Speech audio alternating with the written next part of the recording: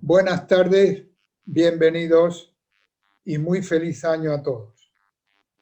Como el tiempo siempre marca su ley, vamos a entrar de inmediato en materia, no sin antes agradecer a nuestro hermano mayor su imprescindible ayuda. Empezaremos por precisar el significado de apócrifo. Se trata de una palabra de origen griego que luego pasa al latín y del latín al español sin cambiar prácticamente de forma. Su sentido originario es apartado de la vista, oculto lejos, y pronto lo asumieron los escritores cristianos con el significado que recoge la Academia en la acepción 3 de la palabra, dicho de un libro de la Biblia que no está aceptado en el canon de esta. Además, cita precisamente como ejemplo los evangelios apócrifos. Pues bien, la principal característica de todos ellos es que no están incluidos en los textos canónicos de la Biblia, que son los considerados por la Iglesia de inspiración divina.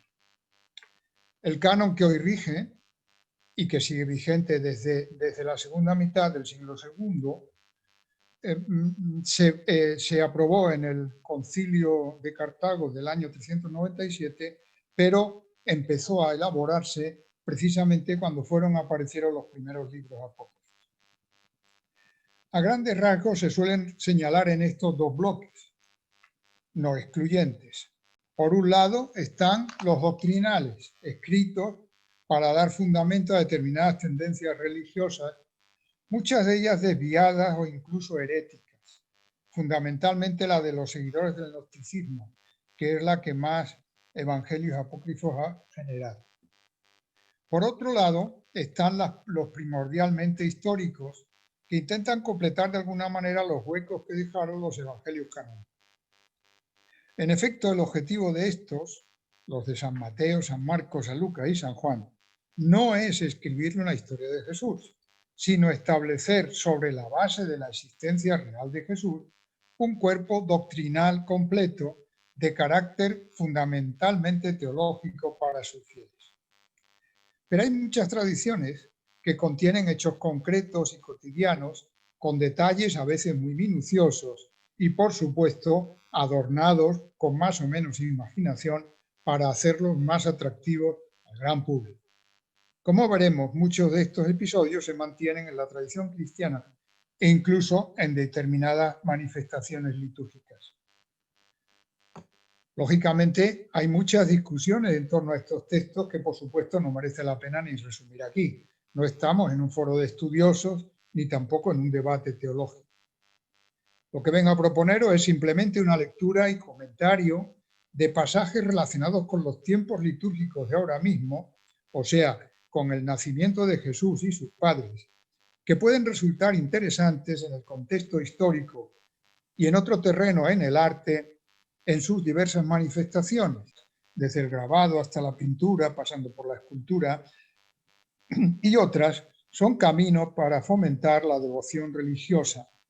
Y el mundo de las hermandades y cofradías en el que nos movemos es una excelente prueba de ellos. En la diapositiva aparece un manuscrito de apócrifos griegos. No son los que vamos a ver, pero prácticamente todos los que estudiamos están escritos en esa lengua.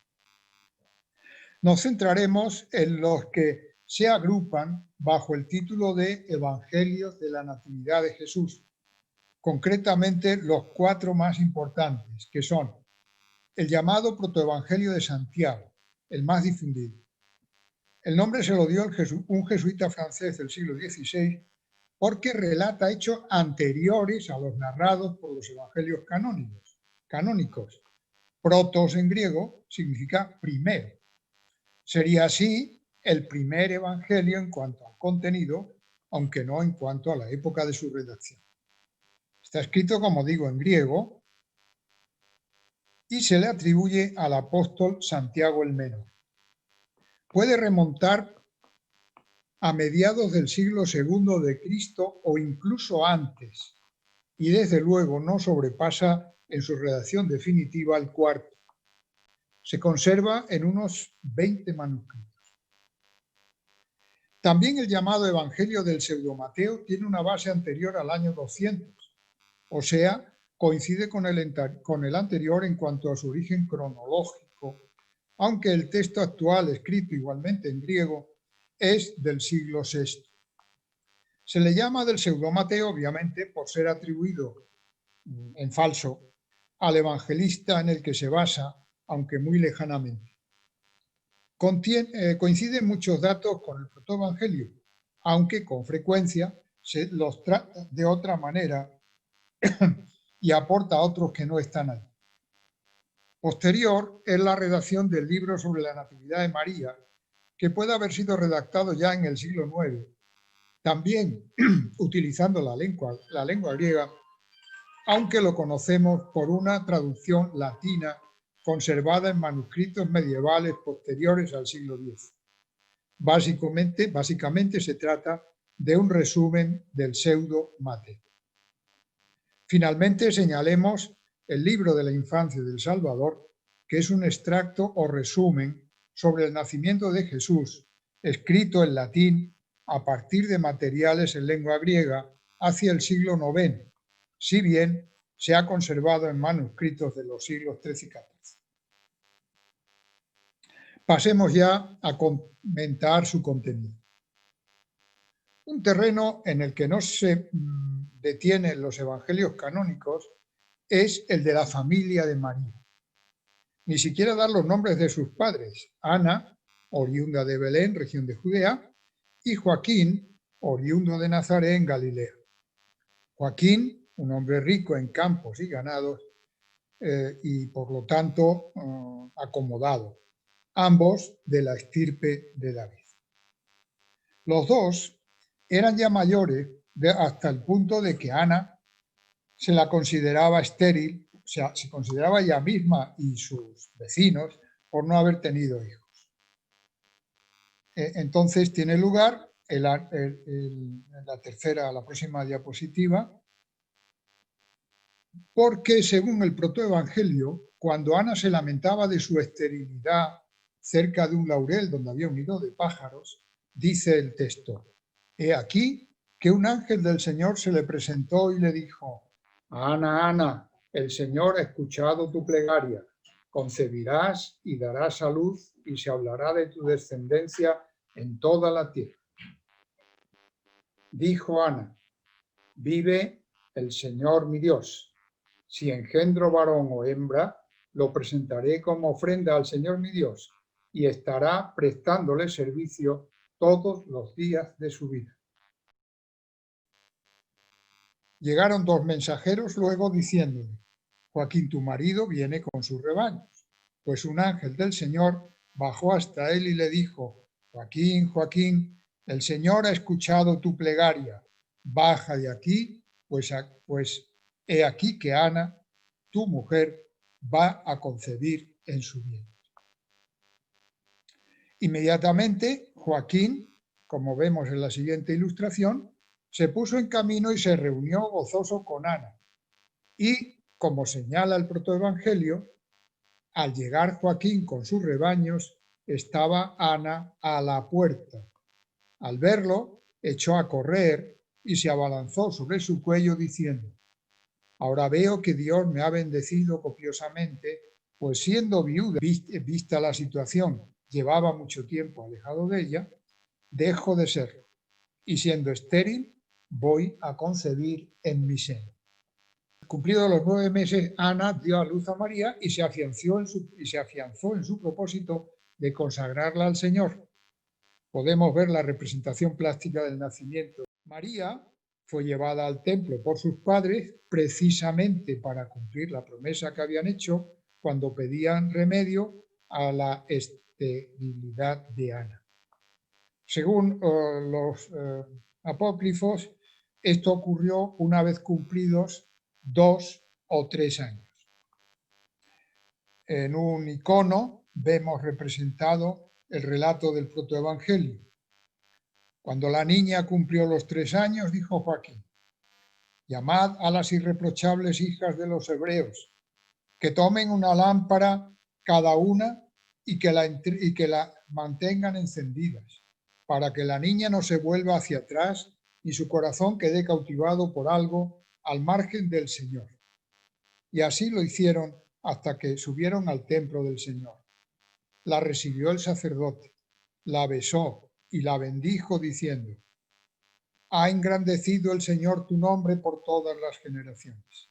Por ti, al final de los días, manifestará el Señor su redención a los hijos de Israel. Hizo que se sentara en el tercer peldaño del altar de los sacrificios, y el Señor Dios derramó gracia sobre ella, que danzó con pies alegres y fue querida por toda la casa de Israel.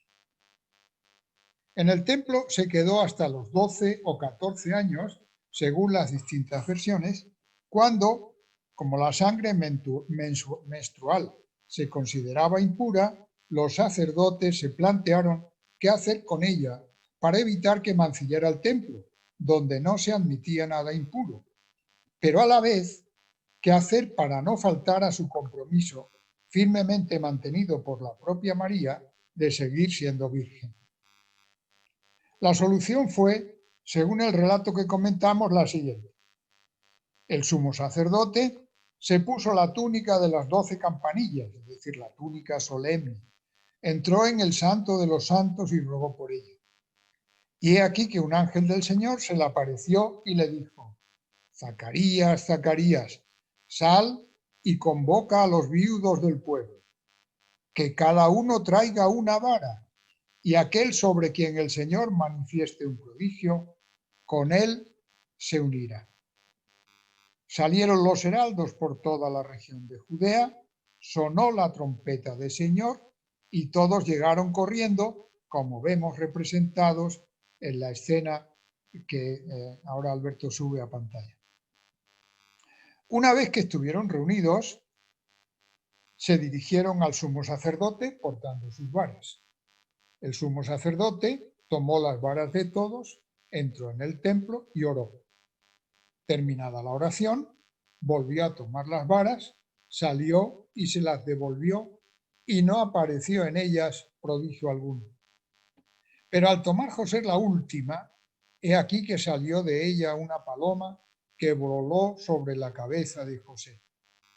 Y dijo el sacerdote a José: te ha tocado en suerte la Virgen del Señor para que la tomes bajo tu custodia.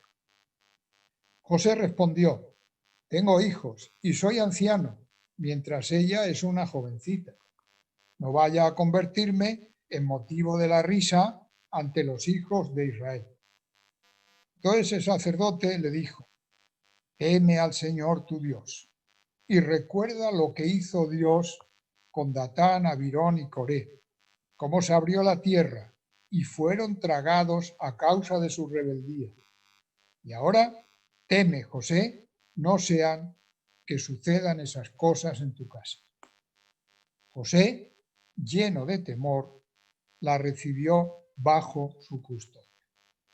Esta vara, que aparece en muchas representaciones plásticas de San José, incluyendo no pocos nacimientos, y que designa popularmente a alguna planta como el lirio blanco, floreció para señalarlo como el elegido, cumpliendo así una profecía de Isaías.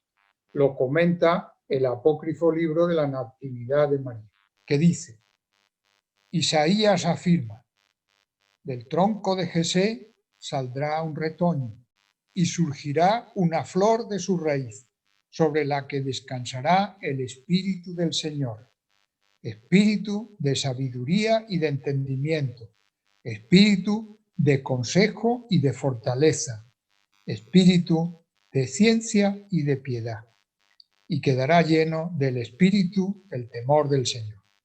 Por lo tanto, según esta profecía, el sacerdote ordenó que todos los de la casa y la familia de David, aptos para el matrimonio y no casados, tenían que llevar sus varas al altar, y repite el relato.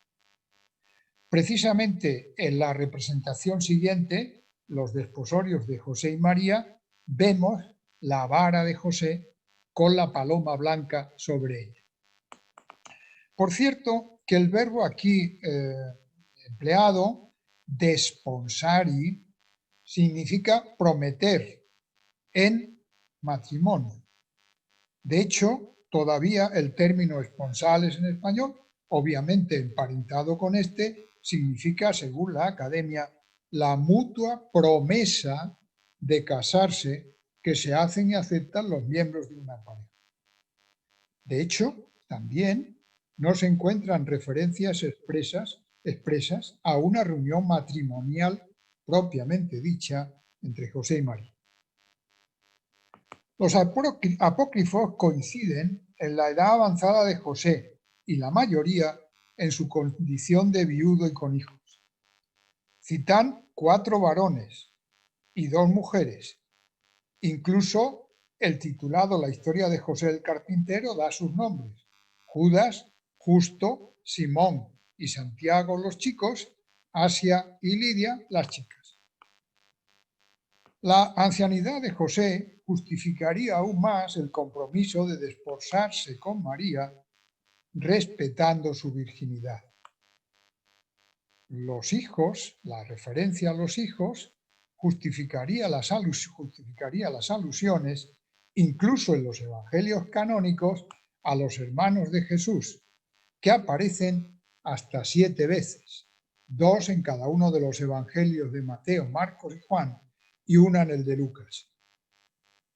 Pero San Jerónimo, y en general los comentaristas bíblicos ortodoxos, justifican esa referencia como una cuestión meramente lingüística, dado que tanto el vocablo griego adelphos como el latino frater, además de hermano, puede significar primo, en cuyo caso podrían ser hijos de la hermana de María, generalmente identificada con María de Cleofás.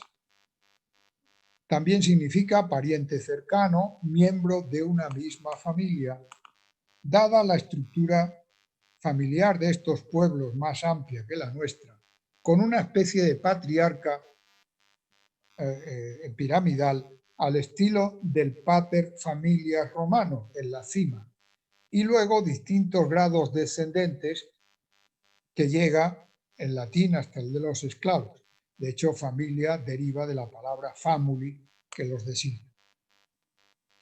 Según el relato que venimos siguiendo, una vez acogida María en su casa, José se va un tiempo fuera de la ciudad por razones de trabajo, y cuando vuelve se la encuentra embarazada de 6 meses, como precisa el protoevangelio.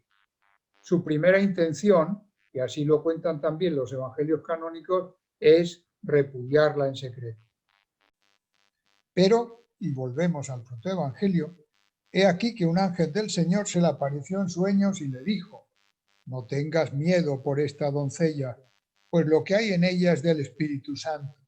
Dará a luz un hijo y le pondrás por nombre Jesús, pues él salvará a su pueblo de los pecados. Se levantó José del sueño y dio gloria al Dios de Israel, que le había otorgado esa gracia, y fue el custodio de María. Esto está también en los evangelios, en los evangelios canónicos. Ahora bien, el entorno de José no se lo traga. Relata el protoevangelio que uno de los escribas, llamado precisamente Anás, fue a su casa a preguntarle que por qué no había acudido a una reunión en el templo, y estando allí vio a María embarazada. De inmediato acudió al sacerdote y lo acusó a José diciendo: ha violado a la Virgen que recibió del templo del Señor, ha ocultado su matrimonio sin manifestárselo a los hijos de Israel. Entonces tiene lugar una especie de juicio de Dios. El sacerdote los llama a su presencia. Ambos declaran que no ha habido relación entre ellos, visto lo cual les dice: os daré a beber el agua de la prueba del Señor. Ella pondrá de manifiesto vuestros pecados delante de vuestros ojos. Y tomándola el sacerdote, se la dio a beber a José y lo envió a la montaña, pero regresó sano. Se la dio también a beber a María y la envió a la montaña, pero regresó sana. Todo el pueblo quedó admirado porque no apareció pecado en ellos. Entonces dijo el sacerdote: Si el Señor no ha manifestado vuestro pecado, tampoco yo os condeno. Y los dejó marchar libres. Tomó José a María y marchó a su casa lleno de alegría y dando gloria al Dios de Israel. Ahí termina el relato de este episodio en el protoevangelio. Precisamente en la siguiente diapositiva vemos a María tomando el agua amarga, según está representada en un fresco de Ateni en Georgia que remonta al siglo X. En principio esto hoy nos parece un poco disparatado, pero así estaba prescrito en los preceptos de la religión israelita. El libro de los Números describe pormenorizadamente el procedimiento, que sin embargo ahí se aplica solo a la mujer. En resumen, el sacerdote debe presentar a la supuesta adúltera ante Yahvé y leer una serie de maldiciones que sufrirá si es culpable. Luego toma agua agua santa en una vasija de barro, le echa polvo del suelo y una hoja donde ha escrito las mismas maldiciones y lo disuelve todo. Es lo que llaman el agua amarga de la prueba. Si después de beberla no sufre ningún mal, se le declara inocente. De modo que tenemos aquí una prueba, por así decir, sobrenatural de la permanente virginidad de María. Continúa el relato con el bien conocido decreto de Augusto mandando que se hiciera el censo de los habitantes de sus dominios. Censo que sabemos tuvo lugar el año 8 a.C. Cirino, mejor dicho, Quirino, era el gobernador de Siria mencionado por San Lucas y por el pseudo Mateo. Y todos iban a empadronarse. También José fue y acudió a Belén y dice el evangelista, sucedió que mientras estaba allí le llegó a ella el tiempo del parto y dio a luz a su hijo primogénito, lo envolvió en pañales y lo recostó en un pesebre porque no había sitio para ellos en la posada. Los apócrifos reiteran lo de que Jesús nació, pero no en un establo, sino en una cueva. Y una cueva es lo que se venera en Belén bajo la iglesia llamada precisamente Iglesia de la Natividad de Belén, como se ve en la ilustración. Los apócrifos, como hay de imaginar, dan muchos más datos. El protoevangelio dice: José aparejó la burra, acomodó en ella a María, y mientras un hijo suyo llevaba el cabestro, él seguía detrás. Cuando llegaron a la mitad del camino, María le dijo a José: bájame de la burra, porque lo que hay dentro de mí se da prisa por salir. La bajó de la burra y le dijo: ¿a dónde te llevaré para proteger tu pudor? Porque este lugar es desierto. Encontró allí una cueva y la introdujo en ella. ¿Cuál será el siguiente paso de un marido cuya esposa está a punto de dar a luz? Creo que todos tenemos la respuesta: buscar a una comadrona que ayudara a la parturienta. Fue exactamente lo que hizo José según los apócrifos. Aunque hay diferencias de detalle, el hecho es que acudió por lo menos una de ellas. El protoevangelio y el pseudomateo hablan de dos: Celomí, nombre que solo especifica el pseudomateo, y Salomé. El libro de la infancia del Salvador, por su parte, da una y su ayudante que entró primero. Según el objetivo básico de estos textos, que es demostrar fehaciente e incluso palpablemente la virginidad de María, la presencia de una experta es fundamental. El relato del protoevangelio sigue contando que la partera entró en la cueva y vio una gran luz, al disiparse la cual apareció el niño y se puso a tomar el pecho de su madre María. Entonces la comadrona gritó: hoy es un día grande para mí porque he visto este espectáculo singular. En la ilustración del nacimiento de Jesús aparecen a la derecha dos mujeres que pueden ser las protagonistas de lo que sigue. porque todavía falta lo que podríamos llamar el remate humano del asunto. En efecto, el protoevangelio continúa. Cuando la comadrona salió de la cueva, vino a su encuentro Salomé, que era otra comadrona. Y ella le dijo: Salomé, Salomé, tengo una maravilla nueva que contarte. Una virgen ha dado a luz cosa incomprensible para su naturaleza humana. Replicó Salomé: vive el Señor mi Dios, que si no meto mi dedo y examino su naturaleza, no creeré que una virgen haya dado a luz. Cualquiera recuerda la incredulidad de Santo Tomás. El relato continúa. Entró la comadrona y le dijo a María: prepárate, porque ha surgido un altercado nada pequeño sobre ti. Y Salomé metió su dedo en la naturaleza de María y lanzó un grito diciendo: ¡ay de mí, por mi maldad y mi incredulidad!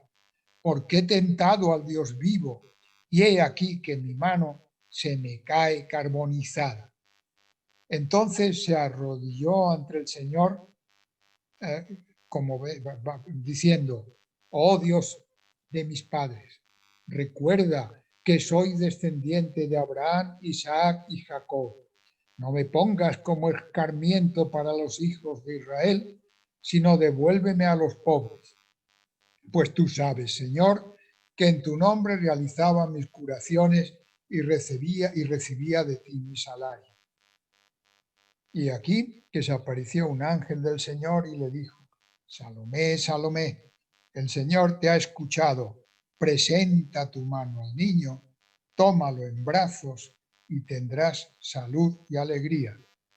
La escena se cumplió según se representa en la cátedra del obispo Maximiano de Rávena, o Ravenna, que es del siglo VI.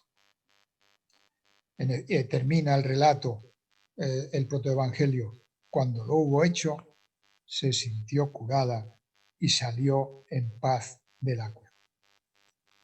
La adoración de los pastores, curiosamente, es contada solo por San Lucas, entre los evangelios canónicos, y por el pseudo Mateo, entre los apócrifos de la Natividad, y también por el llamado Evangelio árabe de la infancia, en términos muy similares, aunque, al contrario de lo habitual, el relato canónico es mucho más expreso y pormenorizado. Como lo acabamos de oír en estos días y lo vemos en un fresco de San Isidoro de León, en la siguiente diapositiva, no vamos a leerlo porque ya el tiempo está apremiando. Solo añadiré una curiosidad. En el libro sobre la infancia del Salvador, hablando con su hijo Simeón, José le dijo: han hecho muy bien estos hombres, hablaba de los reyes, de los magos, han hecho muy bien estos hombres al no besar gratis al niño, no como aquellos nuestros pastores que llegaron hasta aquí sin regalos. Con lo cual se carga de un plumazo nuestros amables pastorcillos ofreciendo sus ovejas al niño, pero se atiene más a lo que probablemente pasaría. El Evangelio del pseudo Mateo trata de adecuar la tradición que conoce con el relato de San Lucas, buscando el cumplimiento de las profecías de Isaías y Habacuc, donde se menciona a los dos animales fundamentales para el trabajo en el campo, frecuentemente emparejados en la Biblia, simbolizando aquí la cotidianidad de la escena. Así leemos: a los 3 días del nacimiento del Señor, salió María de la cueva y entró en un establo, colocó al niño en un pesebre, y un buey y un asno lo adoraron. Entonces se cumplió lo anunciado en la profecía de Isaías: conoció el buey a su dueño, y el asno el pesebre de su señor. Y es que los mismos animales situados a su lado lo adoraban sin cesar. Así se cumplió lo dicho también en la profecía de Habacuc: en medio de los animales te darás a conocer. En aquel mismo lugar permanecieron José y María con el niño durante 3 días. Termina ahí el relato del pseudo evangelio. Tenemos que terminar muy brevísimamente con la adoración de los magos, que vemos representada en un panel bizantino de marfil que remonta al siglo VI y donde se ve también en la parte inferior derecha a Salomé con su mano seca. Está narrada por los evangelistas y con mucho detenimiento por el libro sobre la infancia del Salvador, que le dedica los últimos 8 capítulos. Añadiremos que los 3 nombres que conocemos y su carácter real no son propiamente un invento. Están en el Evangelio armenio de la infancia, donde leemos. Y con esto termino. Los que eran los reyes de los magos eran 3 hermanos. El primero, Melcón, que reinaba sobre los persas. El segundo, Baltasar, que reinaba sobre los indios. El tercero, Gaspar, que poseía el territorio de los árabes. Creo que me he ajustado al tiempo. Muchas gracias por vuestra atención. Y si tenéis alguna consulta o cuestión que os quede pendiente, escribir un correíto a la hermandad y seré feliz en resolver vuestras dudas. Muchas gracias.